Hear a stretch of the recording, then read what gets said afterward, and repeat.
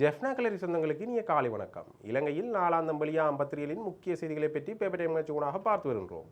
அந்த வகையில் 30ஆம் தேதி ஜூன் மாதம் 2025ஆம் ஆண்டு வெளியான பத்திரிகைகளின் முக்கிய செய்திகளை பற்றி பார்க்கலாம். முதலில் உதயன் பத்திரிகையில் அமைந்துள்ள முக்கிய செய்திகளாக, செம்மணியில் இதுவரையில் 33 என்பு தொகுதிகள், புத்தகப்பை, ஆடை, வளையலுடன் சிறு குழந்தையின் என்பு நேற்று அடையாளம். செம்மணி சித்துபாத்தி இந்து மயானத்தில் இனங்காணப்பட்ட மனித புதைகுழியில் அகழ்வுப் பணிகள் முன்னெடுக்கப்பட்டு வரும் நிலையில் நேற்றும் மனித என்பு தொகுதிகள் அடையாளம் காணப்பட்டுள்ளன. என்பு தொகுதி ஒன்றுக்கு அருகில் ஆடை, சிறிய வளையல்கள், ஆங்கில எழுத்துக்கள் பொறிக்கப்பட்ட துணியிலான புத்தகப்பை ஒன்றும் அடையாளம் காணப்பட்டுள்ளன. அகழ்வுப் பணிகளில் தற்போது வரை 33 மனித என்பு தொகுதிகள் இனங்காணப்பட்டுள்ளன. செம்மணி சித்துபாத்தி இந்து மயானத்தில் இனங்காணப்பட்ட மனித புதைகுழியில் நேற்று 2ஆம் கட்ட அகழ்வு நடவடிக்கைகளின் 4ஆம் நாள் அகழ்வுப் பணிகள் முன்னெடுக்கப்பட்டன. நேற்று முன்தினம் வரை நடத்தப்பட்ட அகழ்வுப் பணிகளில் மனித என்பு தொகுதிகள் அடையாளம் காணப்பட்டிருந்த போதும் ஆடைகளோ வேறு பொருள்களோ இனங்காணப்படவில்லை. நேற்று நடத்தப்பட்ட அகழ்வு நடவடிக்கைகளில் என்பு தொகுதிகள் அடையாளம் காணப்பட்டிருந்த அதேவேளை என்பு தொகுதி ஒன்றுக்கு அருகில் ஆடை, சிறிய வளையல்கள், நீல நிற துணி புத்தகப்பை என்பன அடையாளம் காணப்பட்டுள்ளன. கடந்த காலங்களில் வடக்கு கிழக்கு பிரதேசங்களில் அரச சார்பற்ற தொண்டு நிறுவனங்களால் பாடசாலை மாணவர்களுக்கு வழங்கப்பட்ட புத்தகப்பையை ஒத்ததாக காணப்பட்டாலும் அது இன்னமும் உறுதிப்படுத்தப்படவில்லை என்றவாறாக அந்த செய்தி தொடர்ந்து செல்கின்றது. முதற் பக்கத்தில் அமைந்துள்ள மற்றொரு முக்கிய செய்தியாக, புதைகுழி ஆய்வுக்காக இலங்கையில் ஆய்வகம், ஐநாவிடம் இலங்கை கோரிக்கை. செம்மணி புதைகுழி உட்பட மனித புதைகுழிகள் தொடர்பில் நீதியான விசாரணை முன்னெடுக்கப்படும். இது தொடர்பில் இலங்கையில் ஆய்வகம் ஒன்றை அமைப்பதற்கு உதவ வேண்டும் என்று ஐநா மனித உரிமைகள் ஆணையாளரிடம் கோரியுள்ளோம்.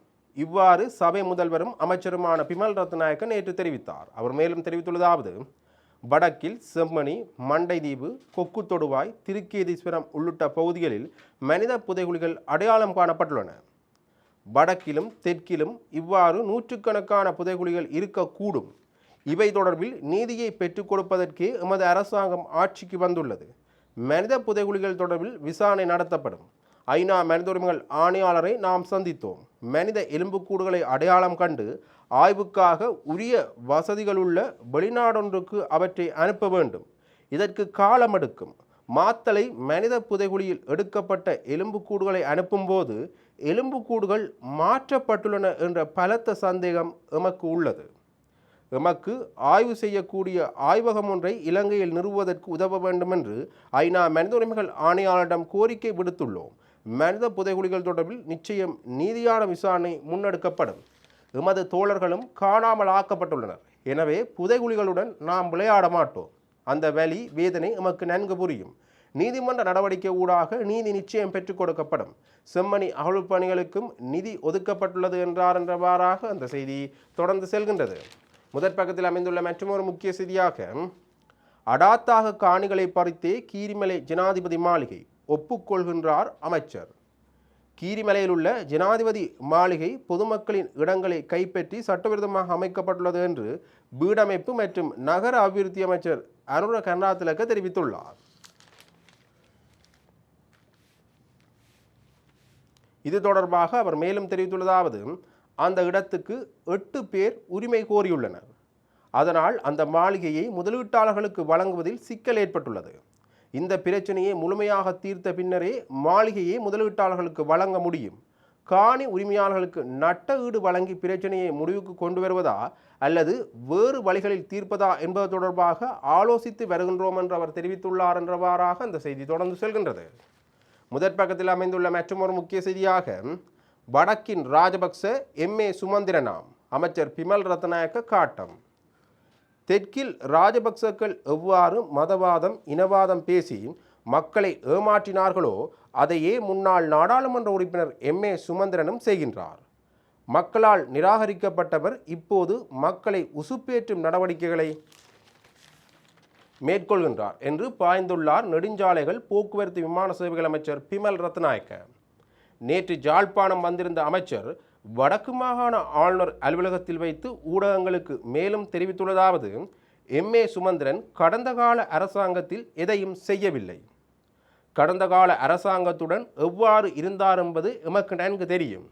எமது அரசாங்கம் இனவாதம், மதவாதம், பிரதேசவாதம் இவற்றையும் பாவிக்கவில்லை. அந்த யுகம் கடந்து போய்விட்டது. நாட்டில் அனைத்து இனத்தவர்களுக்கும் சம உரிமை உள்ளது. வடக்கு மக்களின் காணிகளை பிடிக்க வேண்டிய அவசியம் நமக்கு இல்லை. வடக்கு மக்களின் காணிகளை படிப்படியாக விடுவித்து வருகின்றோம். மக்களால் நிராகரிக்கப்பட்ட அரசியல்வாதிகள் வெளியே இருந்து பிரதேசவாதம், மதவாதம் பேச வேண்டாம். உங்கள் அரசியல் லாபங்களுக்காக இனங்களுக்கிடையே முரண்பாடுகளை ஏற்படுத்த தெற்கில் ராஜபக்சக்கள் இருக்கின்றனர். வடக்கில் எம்ஏ சுமந்திரன் போன்ற ராஜபக்சக்கள் இருக்கின்றனர். வர்த்தமானி தொடர்பாக அரசாங்கம் தற்போது பரிசீலித்து வருகின்றது. தற்போது கூகுள் மேப் மூலம் வன ஜீவராசிகள் திணைக்களத்துக்குரிய இடங்களை அடையாளப்படுத்தும் நடவடிக்கைகள் முன்னெடுக்கப்படுகின்றன என்று அவர் தெரிவித்துள்ளார் என்றவாறாக அந்த செய்தி தொடர்ந்து செல்கின்றது. முதற் பக்கத்தில் அமைந்துள்ள மற்றொரு முக்கிய செய்தியாக, நெடுந்தீவு பிரதேச சபை தமிழரசு கட்சிக்கு வாய்ப்பு. நெடுந்தீவு பிரதேச சபைக்கான தவிசாளர், பிரதி தவிசாளர் தெரிவு இன்று நடைபெறவுள்ளது. இலங்கை தமிழரசு கட்சி ஆட்சியை கைப்பற்றும் என்று எதிர்பார்க்கப்படுகின்றது. 13 உறுப்பினர்களை கொண்ட நெடுந்தீவு பிரதேச சபைக்கான தவிசாளர், பிரதி தவிசாளர் தெரிவு உள்ளூராட்சி ஆணையாளர் தேவநந்தினி பாபு தலைமையில் இன்று நடைபெறவுள்ளது. இலங்கை தமிழரசு கட்சி 6 உறுப்பினர்களையும், ஈழ மக்கள் ஜனநாயக கட்சி 4 உறுப்பினர்களையும், தேசிய மக்கள் சக்தி 2 உறுப்பினர்களையும், அகில இலங்கை தமிழ் காங்கிரஸ் 1 உறுப்பினர்களையும் கொண்டுள்ளன என்றவாறாக அந்த செய்தி காணப்படுகின்றது. முதற் பக்கத்தில் அமைந்துள்ள மற்றொரு முக்கிய செய்தியாக, வடக்கில் 8 வலயங்களில் உலக வங்கியின் அபிவிருத்தி. உலக வங்கி வடக்கு மாநிலத்தில் 8 வலயங்களில் அபிவிருத்தி நடவடிக்கைகளை முன்னெடுக்க உள்ளது. யாழ்ப்பாணம் மாவட்டத்தில் 3 வலயங்களிலும், கிளிநொச்சி மாவட்டத்தில் 2 வலயங்களிலும், வடக்கின் ஏனைய 3 மாவட்டங்களிலும் தலா ஒரு வலயத்திலும் அபிவிருத்தி நடவடிக்கைகள் முன்னெடுக்கப்பட உள்ளன. இந்த அபிவிருத்தி திட்டங்களின் கீழ் விவசாயம், மீன்பிடி, சுற்றுலாத்துறை, தொழில்நுட்பம் ஆகிய 4 விடயப்பரப்புகளில் செயற்திட்டங்கள் முன்னெடுக்கப்பட உள்ளன. வடக்கு மற்றும் கிழக்கு மாநிலங்களை இணைக்கும் கொக்குழாய் பால அபிவிருத்தியும் இந்த திட்டத்தின் கீழ் முன்மொழியப்பட்டுள்ளது. வடக்கு கிழக்கு மாகாணங்களின் செயற்திட்டங்களின் முதற்கட்ட செயற்படுத்தலுக்காக $10 மில்லியன் ஒதுக்கப்பட்டுள்ளது என்றவாறாக அந்த செய்தி தொடர்ந்து செல்கின்றது. இவை உதயன் பத்திரிகையில் அமைந்த முக்கிய செய்திகள். இனி வலம்புரி பத்திரிகையின் முக்கிய செய்திகளை பற்றி பார்க்கலாம். வலம்புரி பத்திரிகையின் முதற் பக்கத்தில் அமைந்துள்ள முக்கிய செய்திகளாக, ஈஸ்டர் தாக்குதல் நீதி நிலைநாட்டப்படும், அனுர அரசு உறுதி. இலங்கையில் இடம்பெற்ற உயிர்த்த தாக்குதல் தொடர்பான விசாரணைகள் துரித கதியில் இடம்பெற்று வருகின்றன. இந்த விடயத்தில் உண்மை வெளிக்கொணரப்பட்டு நிச்சயம் நீதி நிலைநாட்டப்படும் என பொதுமக்கள் பாதுகாப்பு பிரதியமைச்சர் சுனில் வடகல தெரிவித்துள்ளார். ஈஸ்டர் தாக்குதல் விசாரணை குறித்து அவர் மேலும் தெரிவித்துள்ளதாவது, உயிர்த்த தாக்குதல் தொடர்பில் விசாரணைகள் துரித கதியில் இடம்பெற்று வருகின்றன. குற்றப்புலனாய்வு திணைக்களத்தினரும் சட்டமா அதிபர் திணைக்களத்தினரும் கூட்டாக செயற்பட்டு வருகின்றனர். பிரதான சூத்திரதாரி யார் என்பது உள்ளிட்ட பல விடயங்கள் தொடர்பில் குற்றப்புலனாய்வு திணைக்களம் பல முக்கியமான விசாரணைகளை மேற்கொண்டுள்ளது. பிரதான சூத்திரதாரிகளை மட்டுமல்ல, அதற்கு பொறுப்பு கூற வேண்டியவர்களையும் நாங்கள் நீதியின் முன்பாக நிறுத்துவோம் என்று அவர் தெரிவித்துள்ளார் என்றவாறாக அந்த செய்தி தொடர்ந்து செல்கின்றது. முதற் பக்கத்தில் அமைந்துள்ள மற்றொரு முக்கிய செய்தியாக, செம்மணியில் மண் பரிசோதனை, யாழ்ப்பாணம் வந்த விசேட குழு. யாழ்ப்பாணம் செம்மணி சித்துப்பாத்தி இந்து மயானத்தில் மண் மாதிரி பரிசோதனைகளை மேற்கொள்வதற்கு பிரத்யேக குழு ஒன்று நேற்று யாழ்ப்பாணம் வந்துள்ளது. மனித புதைகுழி அமைந்திருக்கும் இடத்தில் மண் மாதிரிகளை பரிசோதனை செய்வதற்காக சட்ட மருத்துவ அதிகாரிகளால் விண்ணப்பம் நீதிமன்றத்துக்கு செய்யப்பட்டிருந்தது. இந்த விண்ணப்பத்துக்கு நீதிமன்றம் முறையான அனுமதிகளை வழங்கியதை தொடர்ந்தே மண் மாதிரிகளை பரிசோதனை செய்வதற்காக கொழும்பிலிருந்து குறித்த குழு வருகை தந்து பரிசோதனை நடவடிக்கையில் ஈடுபட்டுள்ளது. இதைவிட யாழ்ப்பாண பல்கலைக்கழக இரசாயனவியல் பீட பேராசிரியர்களும் கார்பன் பரிசோதனைகளை மேற்கொள்கின்றனர். அத்துடன் செய்மதி படங்கள் மூலம், ட்ரோன் மூலமும் மேற்கொண்ட ஆய்விலும் தற்போது அகழ்வுப்பணிகள் இடம்பெறும் பகுதிக்கு அருகாகவும் புதைகுழிகள் இருக்கலாம் என்று அகழ்வுப்பணிகளை முன்னெடுத்து வரும் பேராசிரியர் ராஜ் சோமதேவ சந்தேகம் வெளியிட்டிருந்தார். இந்த விடயமும் நீதிமன்றத்துக்கு அறிக்கையிடப்பட்டிருந்தது. இந்த நிலையில் அந்த பகுதியில் நீதிமன்ற உத்தரவுக்கு அமைய துப்புரவு பணிகள் மேற்கொள்ளப்பட்டுள்ளன என்றவாறாக அந்த செய்தி தொடர்ந்து செல்கின்றது. முதற் பக்கத்தில் அமைந்துள்ள மற்றொரு முக்கிய செய்தியாக, அத்துமீறி மீன்பிடி 8 இந்திய மீனவர்கள் தலைமன்னாரில் கைது. தலைமன்னாரை அண்மித்த இலங்கை கடற்பகுதியில் சட்டவிரோதமாக மீன்பிடி நடவடிக்கையில் ஈடுபட்ட குற்றச்சாட்டில் 8 இந்திய மீனவர்கள் நேற்று அதிகாலை கைது செய்யப்பட்டுள்ளனர். இதன்போது படகொன்றும் பறிமுதல் செய்யப்பட்டதாக இலங்கை கடற்படையின் ஊடக பேச்சாளர் தெரிவித்துள்ளார். கைது செய்யப்பட்ட கடற்தொழிலாளர்கள் தலைமன்னாருக்கு அழைத்து வரப்பட்டு மேலதிக சட்ட நடவடிக்கைகளுக்காக கடற்தொழில் பரிசோதகர் காரியாலயத்துக்கு ஒப்படைக்கப்பட்டுள்ளனர். ஒப்படைக்கப்பட்ட மீனவர்கள் நீதிமன்றில் முற்படுத்தப்பட்டு விளக்கமறியலில் வைக்கப்பட்டுள்ளனர். இதேவேளை இந்திய கடற்தொழிலாளர்களுக்கு அண்மையில் விதிக்கப்பட்டிருந்த மீன்பிடி தடைக்காலம் நிறைவடைந்ததன் பின்னர் இந்திய கடற்தொழிலாளர் கைது செய்யப்படும் முதலாவது சந்தர்ப்பம் இதுவாகும் என்பது குறிப்பிடத்தக்கது என்றவாறாக அந்த செய்தி காணப்படுகின்றது. முதற் பக்கத்தில் அமைந்துள்ள மற்றொரு முக்கிய செய்தியாக ஷிரந்தி ராஜபக்ச விரைவில் கைது, தடுக்க மகாநாயக்கரின் உதவியை நாடும் மஹிந்த.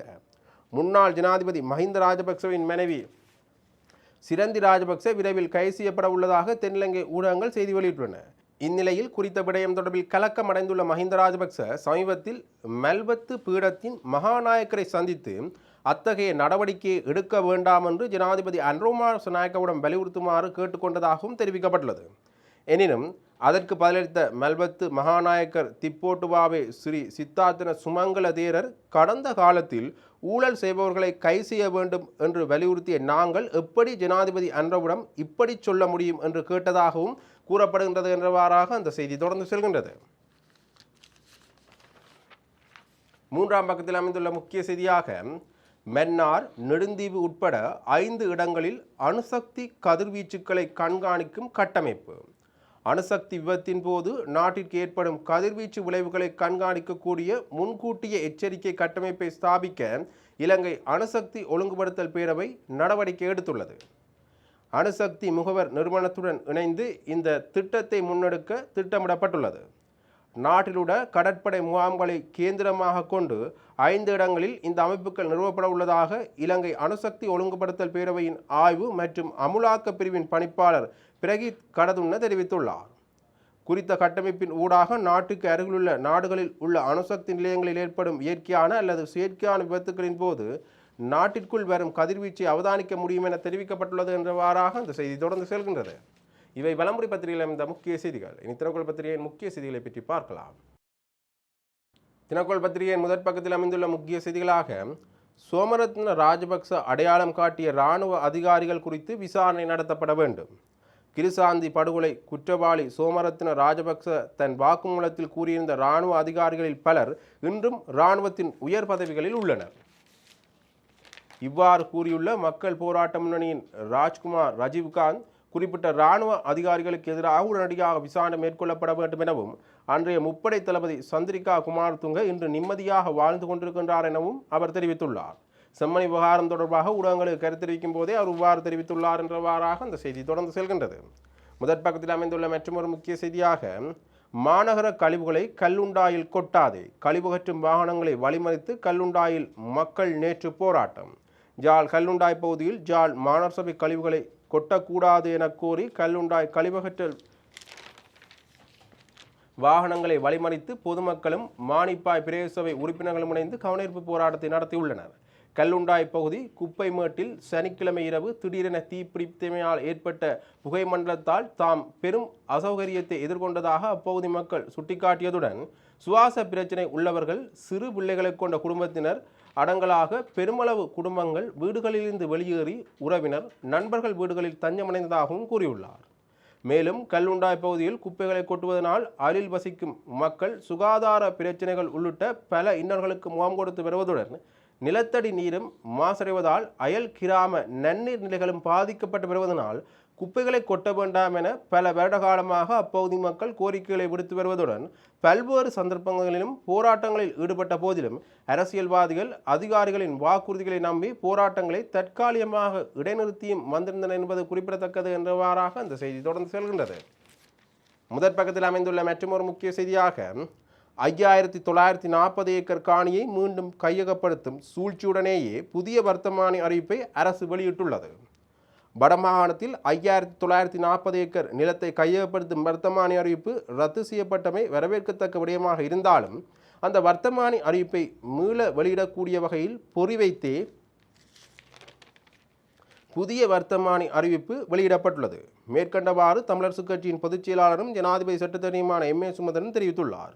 இது குறித்து மேலும் அவர் கூறுகையில், வடமாகாணத்தில் மொத்தமாக 5940 ஏக்கர் காணிகளை 3 மாத காலத்துக்குள் எவரும் உரிமை கோராதபடின் அவற்றை அரச காணிகளாக பிரகடனப்படுத்தும் வகையில் கடந்த மார்ச் மாதம் வெளியிடப்பட்ட 2430 இலக்க வர்த்தமானி அறிவித்தல் அரசாங்கத்தினால் கடந்த வெள்ளிக்கிழமை இரவு வெளியிடப்பட்ட 2443 எனும் இலக்க வர்த்தமானி அறிவித்தல் ஊடாக ரத்து செய்யப்பட்டுள்ளது. வர்த்தமானி அறிவித்தல் ரத்து செய்யப்பட்டமை வரவேற்கத்தக்க விடயம். எனினும் அவ்வர்த்தமானி அறிவித்தலை மீண்டும் வெளியிடக்கூடிய வகையில் பொறிவைத்தே அரசாங்கத்தினால் புதிய வர்த்தமானி அறிவித்தல் வெளியிடப்பட்டிருக்கின்றது. உள்நாட்டிலும் வெளிநாடுகளிலும் வாழும் காணி உரித்தாளர்களுக்கு போதுமான சந்தர்ப்பத்தை வழங்குவதை கருத்தில் கொண்டு அவ்வர்த்தமானி அறிவித்தலை ரத்து செய்வதற்கான கொள்கை தீர்மானம் மேற்கொள்ளப்பட்டிருப்பதாக குறிப்பிடப்பட்டிருப்பதானது மீண்டும் இவ்வாறானதொரு வர்த்தமானி அறிவித்தல் வெளியிடப்படுவதற்கான சாத்தியப்பாடு உண்டு என்பதையே காண்பிக்கின்றது. மேலும் காணி நிர்ணய கட்டளைச் சட்டத்தின் கீழ் இவ்வாறான வர்த்தமானி அறிவித்தல்கள் வெளியிடப்படுவதை தாம் முழுமையாக எதிர்க்கின்றோம். எதிர்வரும் காலத்தில் அரசாங்கம் மீண்டும் இத்தகைய வர்த்தமானியை வெளியிடக்கூடாது எனவும் அவர் வலியுறுத்தியுள்ளார் என்றவாறாக அந்த செய்தி காணப்படுகின்றது. முதற் பக்கத்தில் அமைந்துள்ள மற்றொரு முக்கிய செய்தியாக எரிபொருள் விலையில் திருத்தமில்லை, ஜூலை மாதத்திற்கான எரிபொருள் விலையில் எந்த திருத்தமும் இருக்காது என இலங்கை பெட்ரோலிய கூட்டுத்தாபனம் தெரிவித்துள்ளது. இன்று கூடவுள்ள எரிபொருள் விலை நிர்ணய குழுவால் விலை நிர்ணயம் குறித்த இறுதி முடிவு எடுக்கப்படும் என்றாலும் குறிப்பிடத்தக்க திருத்தம் எதுவும் எதிர்பார்க்கப்படவில்லை என்று கூட்டுத்தாபனத்தின் நிர்வாக இயக்குனர் மயூரா நெத்திகுமாரகே கூறியுள்ளார். உள்ளூர் எரிபொருள் விலை நிர்ணயத்தில் முக்கிய நிர்ணயம் செய்யும் உலகளாவிய கச்சா எண்ணெய் விலைகள் சமீபத்திய வாரங்களில் நிலையானதாகவோ அல்லது சரிவுக்கான அறிகுறிகளை கூட காட்டுவதாகவோ அவர் விளக்கினார் என்றவாறாக அந்த செய்தி தொடர்ந்து செல்கின்றது. இவை தினக்குள் பத்திரிகையில் அமைந்த முக்கிய செய்திகள். இன்று வெளியான பத்திரிகைகளின் முக்கிய செய்திகளை பற்றி பார்த்தோம். தொடர்ந்தும் பத்திரிகை செய்திகளை அறிந்து கொள்ள பேப்பர் டைம் நிகழ்ச்சியோடு இணைந்திருங்கள். நன்றி, வணக்கம்.